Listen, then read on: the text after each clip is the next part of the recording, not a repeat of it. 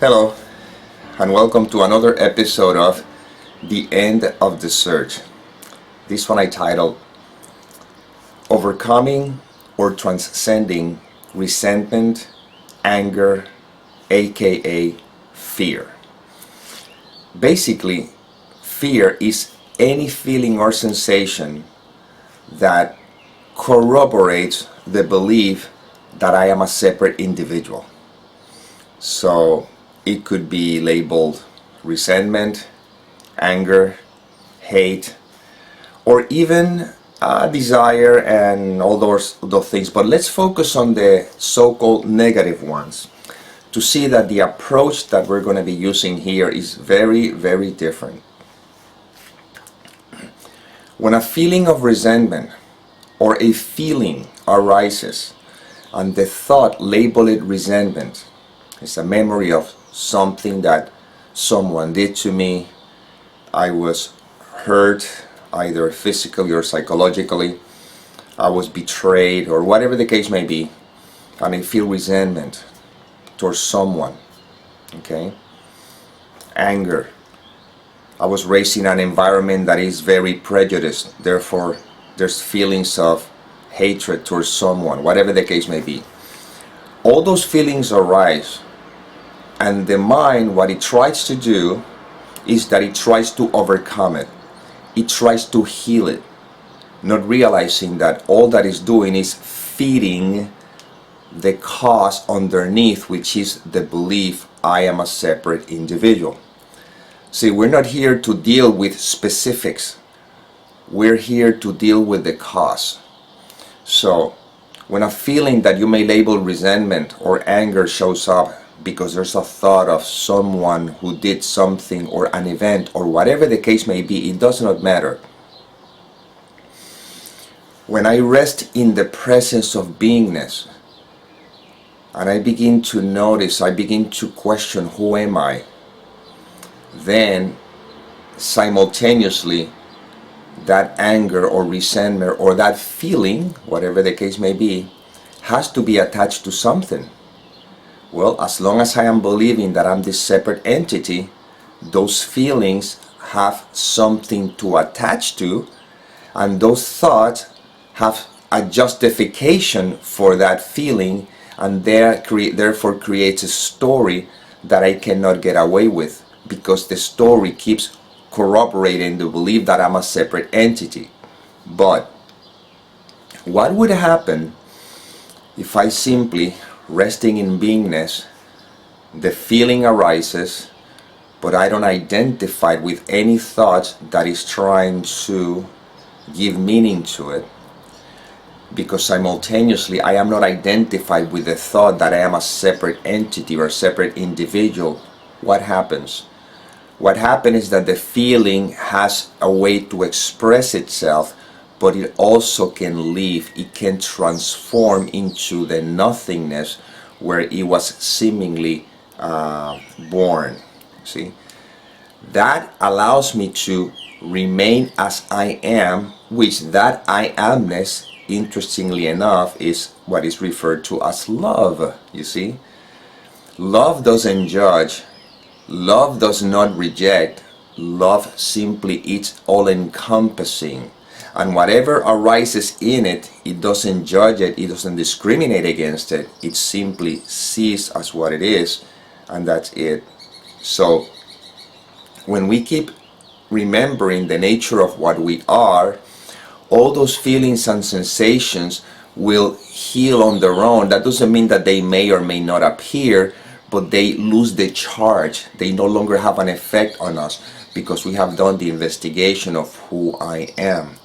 If you look at, for example, Nisargadatta Mahara, he never addressed specific necessarily. He will always say, you rest in I am. Because the resting in I amness is the recognition that I am. And we always are. We can never not be. Right now, if you don't identify with any thoughts or any feelings, you are. You see, that's the I ams that this is pointing to. And when you look at, for example, Ramana Maharshi, where he just simply always said, don't identify with the concept, don't identify with the mind, let the mind be, just be, is resting in that space-like, that is not even a space nor space-like, but we don't know what, we cannot describe it.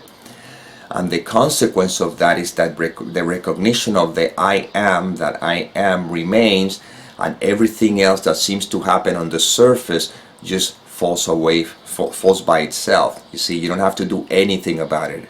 Trying to heal those things is still believing the sense of identity. And now even the mind try to tell me how to heal those things. Will say, think this way, or do whatever you think you need to do, whatever the mind tells you to do, but that keeps holding on to the sense of identity, which is the root cause of all that, all fear, you see, the belief in separation. When you look at teachings like A Course in Miracles, for example, it would say, there's plenty of lines that I could use, but there's one in particular that I always love that says, if you're willing to renounce to be the guardian of your thought system and offer it to me, I will correct it very gently and lead you back to God. Another way of saying that same line is, if you're willing to recognize that you know absolutely nothing, the love that I am will take care of the correction and lead you back to the space, or the space-like, or to the essence of what you are, you see. So when you're resting in beingness because there's a true desire for truth, you see, then the correction does not happen by the mind. The mind does not correct anything. The mind cannot correct anything. It just happens naturally, very organically, as the recognition of what I am continues to be seen. That's why I don't have to be concerned about what to do or what not to do, or how to handle this or how to handle that. That is none of my concern. I just simply being in that beingness, in that desire for truth. Any feeling or sensation that comes up to the surface that seems to be a threat to that peace in which I rest immediately falls by the wayside, you see. And that's how all this is transcended. We don't try to transcend anything because, technically speaking, there's nothing to transcend. You already are. I am. So therefore, what would I need to transcend? But as long as I believe I'm a separate entity, what I'm transcending is the belief that I'm a separate entity. And when that is transcended, when the separate entity, when that is seen as just a bundle of feelings, sensations, thoughts, and that's it, but they're not personal, they're not who I am, they're not me. When that is seen through, then you rest in the peace that passes all understanding, in which those feelings can arise, those sensations can arise, but they have nothing to hang on to, you see, nothing to attach to, and in the same way that they arise, they can also disappear, you see. And then the human experience will have the polarities of the ups and downs, but you're resting in beingness, in which those polarities can be seen and not believed in. And when you rest in the essence of what you are, then who could you hate? Who could you resent? And even the same thing, what could you desire if you already know that you are? That doesn't mean desires may not show up. And that doesn't mean that you cannot do things in the world of appearances. You're still living the same life, but the only thing is that you're now the witness rather than the victim, you see, of the human experience. And that's how we rest in peace, you see. So now when a resentment or a feeling that has a particular texture that before you used to label it resentment or hatred or move something in you, you breathe into it and you say thank you. Because I know that it's an opportunity to look at something that is coming up to the surface, that is trying to, or in the past was trying to hold on to the sense of identity. And now I can rest in what is. Notice that we're not denying feelings, we're not suppressing feelings, we're just not trying to judge them, we're not analyzing them, we're not trying to give any meaning to them. We're just seeing them for what they are. Feelings arises and feeling will let go. Why do you think babies or children don't have resentment? They do have those feelings. Sometimes they may feel the feelings of hurt, but they haven't learned yet that I am a this person, I'm a this individual, or like a baby, for example. Or even if they still somehow, because of the feeling of the separateness or the belief in that separateness, they still have those feelings. Well, when they don't begin to give meaning to them, they can let them go. See, a child can have an upset with another child, and then an hour later or 5 minutes later they're playing together like nothing have happened. You see? Because nothing actually happened. The adult who believes a sense of an identity with certain beliefs and certain characteristics, and certain character traits.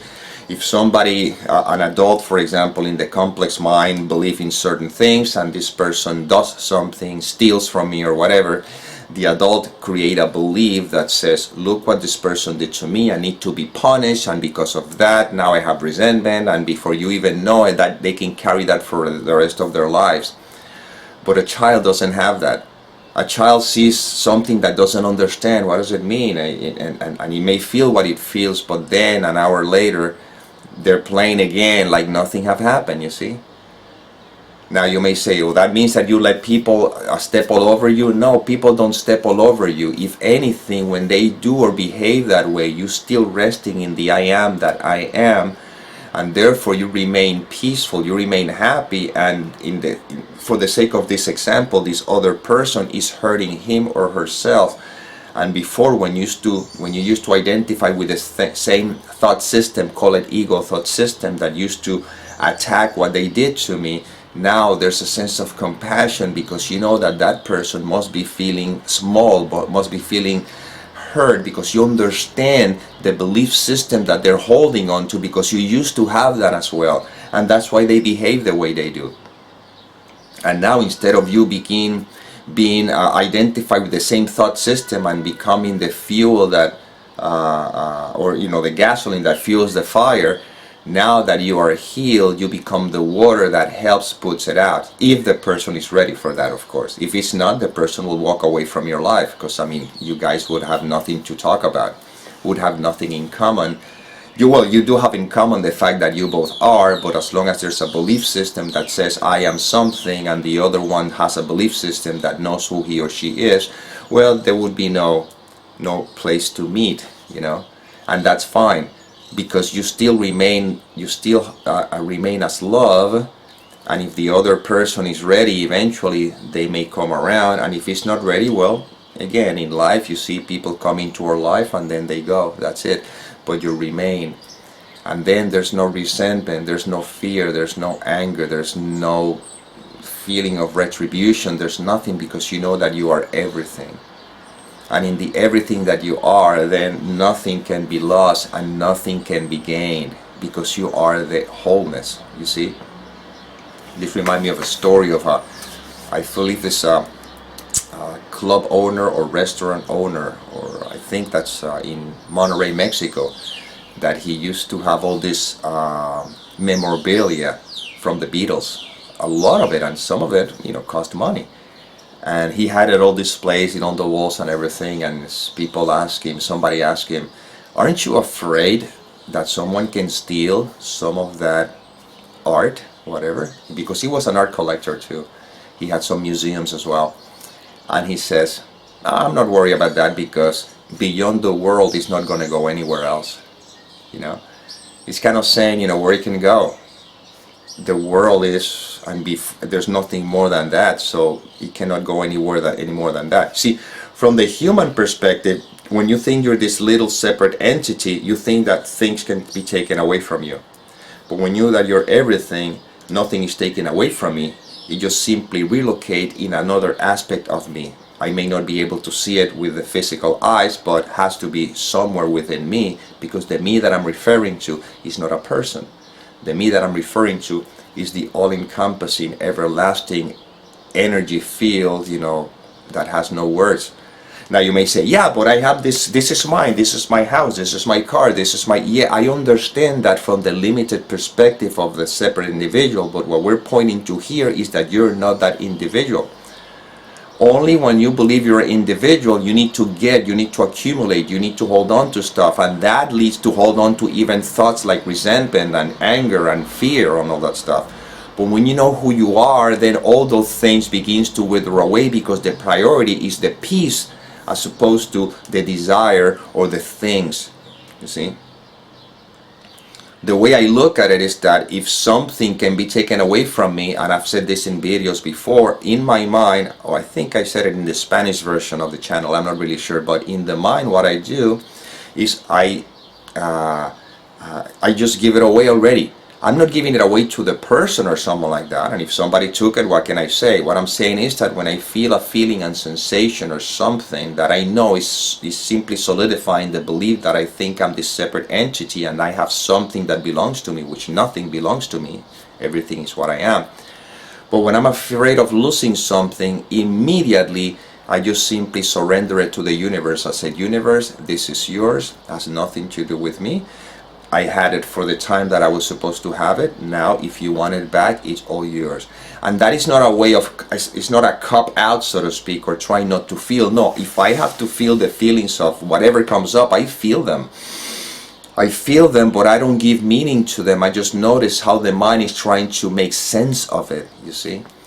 And I just remember what is important for me right now. And I realize that if peace of mind is the most important thing for me, nothing that I can hang on to will give me peace. If anything, will increase fear.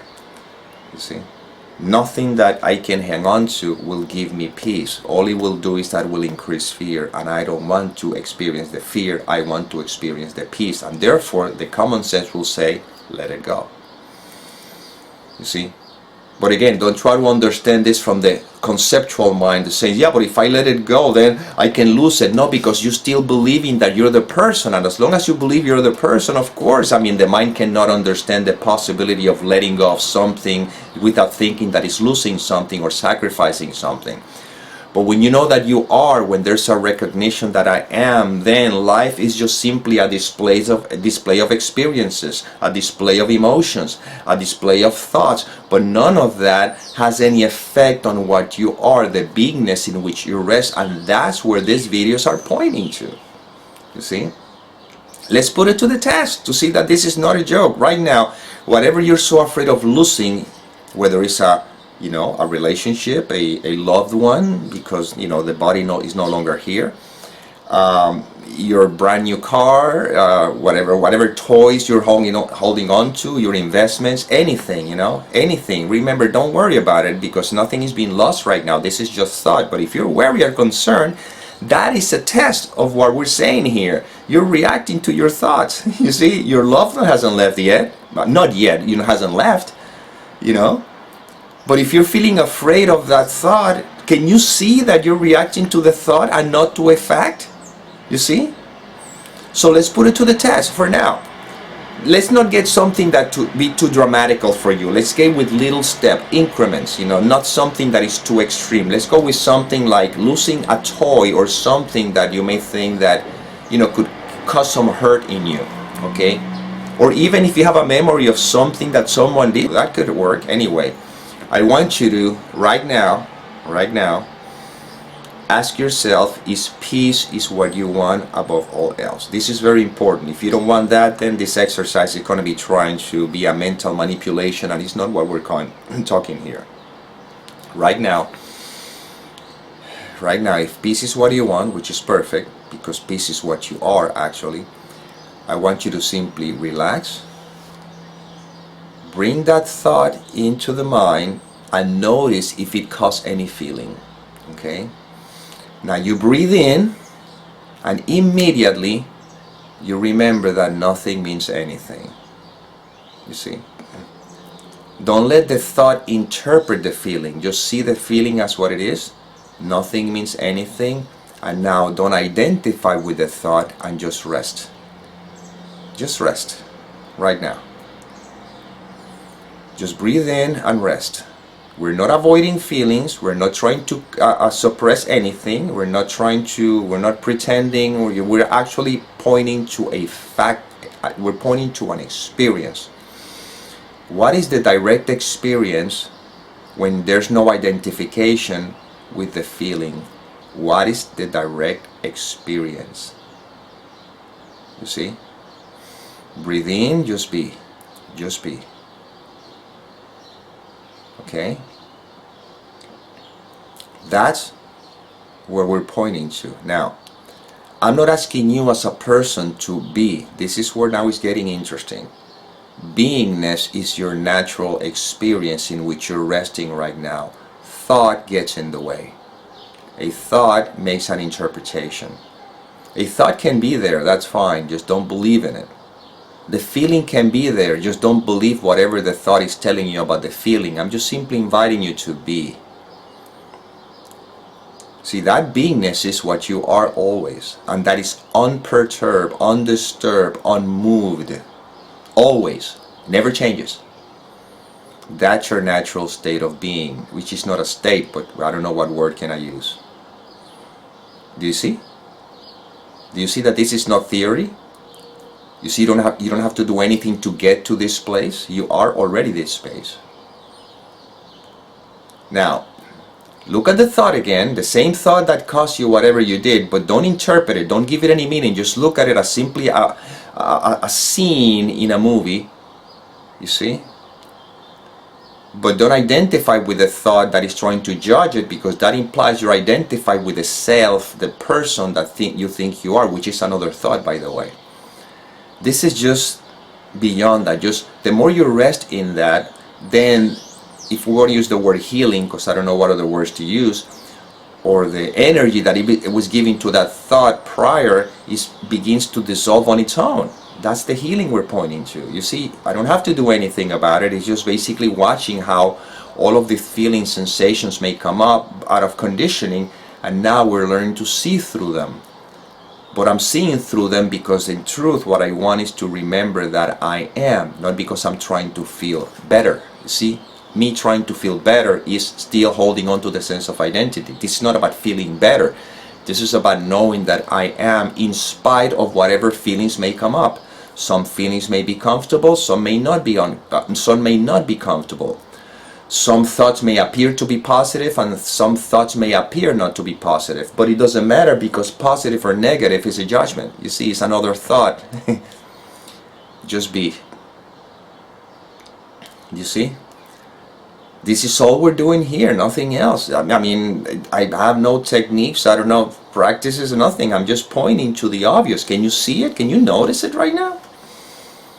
Now the question is that what you really want?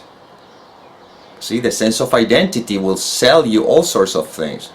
Yeah, but if you rest in here, you will be complacent, you will not take action, you will not be doing things you love to do in life. No, because all those things in the beginning were done for the sake of feeling a void. But if the void is not there, then if those things are done because you enjoy them, you still do them. But it's not because you're trying to fill in a void or believing a thought that says that I'm incomplete. You're just doing for the joy of doing them. The same way a child plays for the joy of playing. It doesn't play to achieve a result. It doesn't play to try to be better than. He just plays for the fun of it. Well, when you begin to live life without the identification of the personal self, whatever you do it for the fun of it, not for any other reason. You don't start a business because you think that it's going to give you security. You don't start a business because you think that it's going to give you something. It's the joy of just watching you playing the role of somebody who starts a business, who enjoys doing that business. And if you enjoy doing that, it's probably very likely that you'll have results, you know. And consequently, the results could be that, yeah, money can come in, clients may come in, you have relationship with a lot of people that before you would have never known, but you're just simply sharing the joy of beingness until then life says this business is no longer needed, and then you don't hang on to it because you realize that life is inviting you not to play that game anymore. That's all. I'm playing the game of somebody who's doing these videos. It's fun. I wake up in the morning, I see when the inspiration comes through, and I find myself playing the game. Will I continue playing the game for the rest of this life? I don't know. Maybe life doesn't want me to do this anymore, but as of this moment, this is what is happening. Well, fine. But I am not an author because I have written books. I am not a musician because I have composed music. I am not a speaker because I find myself sharing this. I am not a teacher. I am not any of those labels, even when people may want to label me that. I simply am. And in the I amness, well, life is inspiring this instrument to do this. That's all I can say. You see, I'm not expecting any results. I'm simply seeing how life is unfolding through this character. But I remember always, not that I remember, but I rest in the I am. And do I have feelings and sensations, or feelings or sensations of resentment or anger? Do they come through this instrument? Yeah, they sometimes may do or may don't, I don't know, but the same intensity with which they used to hold on, they don't seem to be there anymore. You know? Because I have a center that I always refer to. You see? So if these feelings come up, I can see them. You see, okay, there you go. Okay, there's the mind playing its game, and that's it. I'm not covering anything up. I'm just seeing, and when you see them, they lose their grip. Because there's a recognition that I am, and that's where life is using this instrument to rest in that space. That's the journey that I'm supposed to travel. In the same way you have a journey you're supposed to travel. In my journey, I'm supposed to remember that I am. And consequently, in this journey, this character is used also to remember and to remind, quote unquote, others the same thing. While at the same time, I see how, desires come through and ideas of things that that the mind says, oh, I would like for that to happen. The difference is that I see them as such, as passing clouds, and if any of those things are supposed to happen, then life will lead the character to do something about it. If they're not supposed to happen, then they will not happen. That's all. End of story. I just see life unfolding, always surprising me. And that's it. End of story. Because in the end, it's a story. Not believing the story leads to the I am, you see, in which you rest because of the fact that that's what you are. So simply breathe in, just be, and notice how every single thought and sensation that used to label resentment or anger or whatever the case may be has the space to arise, but because you're not attaching any thoughts, any meaning to any of that, because now you know what you are, the investigation is being done. Now, in the same way that they seem to arise, the door is open for them to leave. You don't want them to leave because you're still giving them power. You're observing them, and now they're just sensations like any other sensation. Sensations appear, disappear. Thoughts appear, thoughts disappear. But you remain. And that's it. I don't know. This is what was inspired through this instrument. I hope it served, and as always, may peace permeate the mind so that love can be extended.